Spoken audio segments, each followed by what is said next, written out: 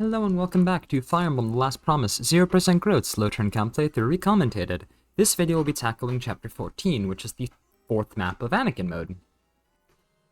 At the start of the map, we gain access to the prep menu, which is very nice, but we also gain a bit of money, which is also kind of cool.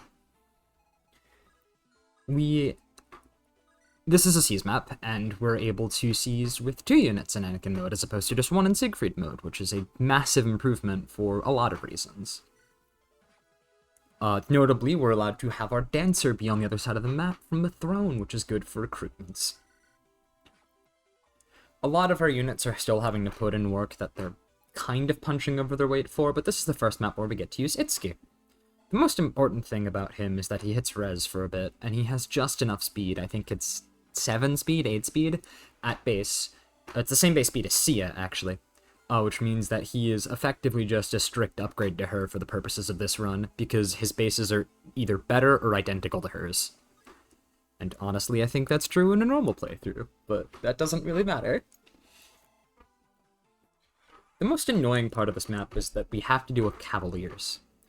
These enemies are pretty bulky, and they're fast enough that only 3 of our units really can double them. Karina can double some of them. Units that can regularly double them are Altares, Kellic, and the new unit, Ash, the hero. We didn't use him at all in the last map because we just got him there. But all you really need to know about him is that he has a B rank in axes, a D rank in swords, which is kind of unfortunate. He joins with the chainsaw, which is a very, very funny moderation of Killer X. Oh, Itsuki is 9 speed, there you go. And he has 17 base strength, which is insane. Because of effective weapons being 3x effective, there are a lot of maps where I really should have just had a halberd on him, and it would have allowed him to do things like one-shot enemies. In fact, that would have skipped a really memey boss kill that I got, but it also made training him up to S-rank axes worth it. Because he does eventually hit S-rank axes, though he doesn't need to. There are a couple side objectives on this map, but the main thing is just there's a recruitment that is available towards the bottom of the map later on. I think it's on turn 7 or turn 8. And, yeah, we need to be able to get the recruitment done. This map is kind of boring. I'm going to be publishing the next chapter alongside this one, because that map is far more interesting, and considering this is a recommentating of this run, it feels kind of bad putting out a boring chapter like this. Altares gets to do a lot of frontlining here, which is kind of odd, considering he's a thief without 1-2 range. But hey. He does have 14 speed, so he's able to double, I think, literally any enemy on this map. Karina is still probably our best combat unit, even with Ash being recruited. Altares technically as well is a good combat unit if we're willing to rig him to crit literally everything, but his strength is starting to become pretty bad. It already wasn't great, but now it's even worse. The main reason we bought the Dinky Iron Sword in the previous map is mainly so Eduardo can have 100% hit against axe fighters. His accuracy is already not that fantastic, so having better accuracy in general is nice. Unfortunately, I burned through a lot of the Flamberge here. It doesn't really matter much, we break it at a point in time where Kellic is no longer that useful as a combat unit. But we still would have liked having the additional uses of it. Speaking of, I guess I should go over Kellic, because he only got to do a little bit in Chapter 12. He's a pretty decent combat unit. He doesn't have the best base stats, but they're just good enough that he's able to do everything we need him to do. We want him to hit level 10 by Chapter 20, and considering he joins us at a relatively high base level, that's pretty easy to do. When he promotes, he gains a sizable boost to most of his stats. He has 12 base speed, so he's unable to double some enemies on the map, which is annoying, but it's whatever. He joined with C-rank swords, which is nice because it means you can use the Lance Reaver and it means you can use the Killing Edge once we get one. But unfortunately, that means that he doesn't get a lot of sword rank very quickly. and it means that he's going to struggle to reach A rank swords, which I thought he was going to have to do, but it just turns out that instead of using a silver sword, I could have just used a Zanbato. So a lot of his sword rank training became incredibly extraneous. He is worth training up a bit, though, even after promotion, because if he was to hit S rank swords, even in 0% growths, he gets a ridiculously powerful late-game personal weapon. Think of the Binding Blade, except actually more powerful, because it's in the class of the crit boost. It's powerful enough that Kellic would have been able to one-shot some promoted magic enemies, and even if he wasn't one-shotting, enemies that were not one-rounded by some units would have been able to get picked off by him. The main reason we want to promote him is, yeah, that you can see his base stats there. He actually has 13 base speed, he weighs himself down by 1. My bad.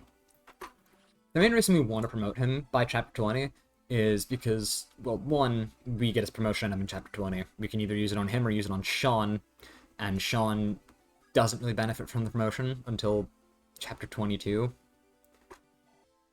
which is when we get his upgraded personal weapon that we did all of the side objectives in Siegfried mode for. As a result, we honestly don't care about promoting Sean then.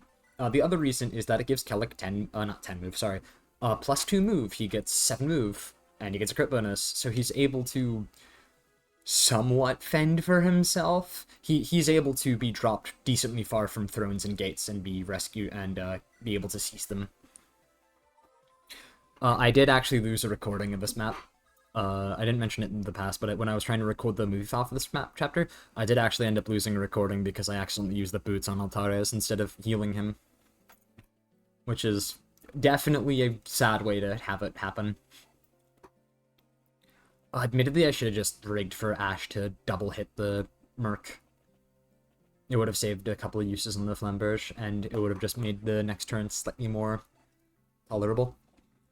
It doesn't end up changing anything, it just means that Ashe has a weirder enemy phase, and Kellic has to spend a use of the Flamberge to hit the Merc and kill him. But it doesn't matter. I don't think having any more uses of the Flamberge would have saved any turns in the first place. We use the Steel Axe here, mainly to chip the Cav down, but it also really doesn't matter. The main reason I did it was for the Axe rank. We don't have an Iron Axe on Ashe, so we couldn't chip down, because we still don't have a convoy. We don't get a convoy until Chapter 17. It's super annoying.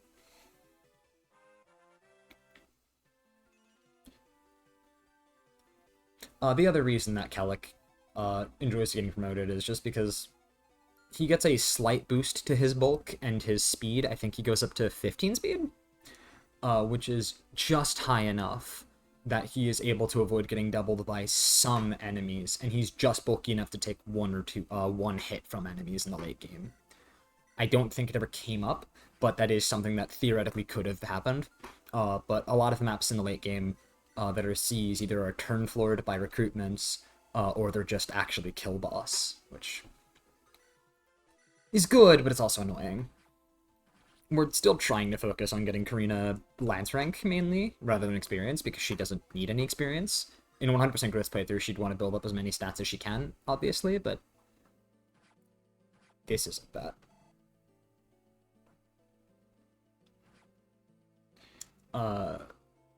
Karina's lance rank doesn't matter much, but we want her to be able to use A-rank lances by Chapter 20. I think I said that before. If I didn't, now I am. And she does end up hitting S rank. I think she's the second unit in the playthrough to cap out a weapon rank. The third unit in the playthrough to cap out a weapon rank. Which is nice, because she doesn't see a lot of use as a combat unit after Chapter 20. It's kind of her big moment in the sun.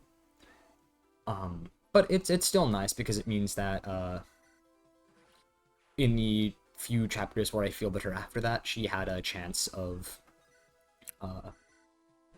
she had the ability to potentially whip out a lance and crit something to death with better odds, better accuracy, and it meant that if I fielded her in the late game chapters after I got the S-rank lance, she could have potentially used it to finish something off, but it was thankfully never relevant, because her combat stats weren't great then. And I have better combat flyers by then. 2 better combat flyers by then, actually. We need to have Ash solo the boss, unfortunately, because Karina has to be able to be available on the right side to help with the recruitment. And yeah, we're having Altares use another Vuln. He's going to be facing a little bit more combat on this map. Unfortunately, Altares kind of doesn't get to shine anymore after this map. He gets deployed a few more maps just for chest keys, but his big moments as combat unit are past him, unfortunately. We don't have any Iron Blades to give him, and his strength is no longer high enough to delete things with low percent crits. Those crit boost is nice. You see that female mage down there on the fort? Yeah, that's Sia. For story reasons, she's fighting on the side of the enemy, but she will be a red unit that's moved over to the right soon, and another unit will rejoin us from Anakin mode. Or from Siegfried mode.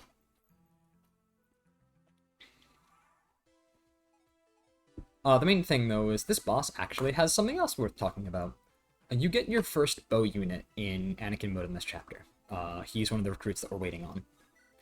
And because of that, Blazer decided to give the boss a Delphi shield. Unfortunately, he seems to forget that you get a thief. The reason that Altares has a free slot in his inventory, and has had one since the start of the map, is for the other side objective that exists besides just the recruitments. He wants to steal the Delphi shield. That's something that we brought him down to the bottom of the map for, alongside just being a 6-move combat unit. Well, combat in quotes. You can see his stats really aren't that great. They're worse than Kellic, and Kellic's stats aren't super fantastic at this point. Thankfully, we're not going to have to deal with a lot of annoying enemies after this. Most enemies are going to be a bit weaker, and a lot of enemies are going to be able to be mowed down by Ash and Karina moving forward.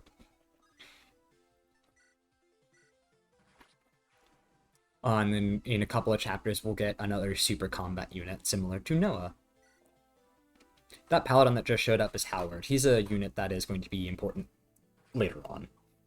And very important much later on. He's also one of the bigger mistakes I made in the gameplay of this run, the planning. So that archer down there, that archer and that Pegasus Knight that you see, are the recruitable units. We need to be able to talk to them, which means that normally you would have to wait an extra turn, or we have to talk to the green soldier, rather. But by rescuing that armor knight out of the way, with either Eduardo or Karina, we're able to recruit Zack and Liren. The important thing to know about Zack and Liren, Liren has bad stats. She's mainly a mobility flyer. She gets some experience here and there. Her stats aren't fantastic. She has C-rank lances, though. She has the same base strength as Karina, I'm pretty sure, but she is weighed down by lances and whatnot. She is notable for being a flyer that can pick up high con units, though. So she'll get fielded in a couple of maps for that.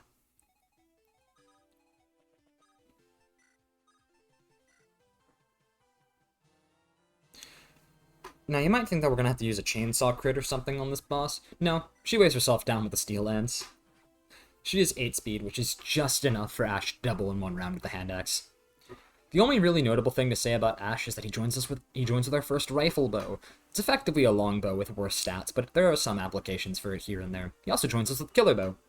The killer bow is also a resource I didn't use that much. I'd overused, rather. Anyway, that's chapter 14 in 8 turns, and I will see you next time for chapter 15, which is going to be a much more interesting map. Trust me. See you then.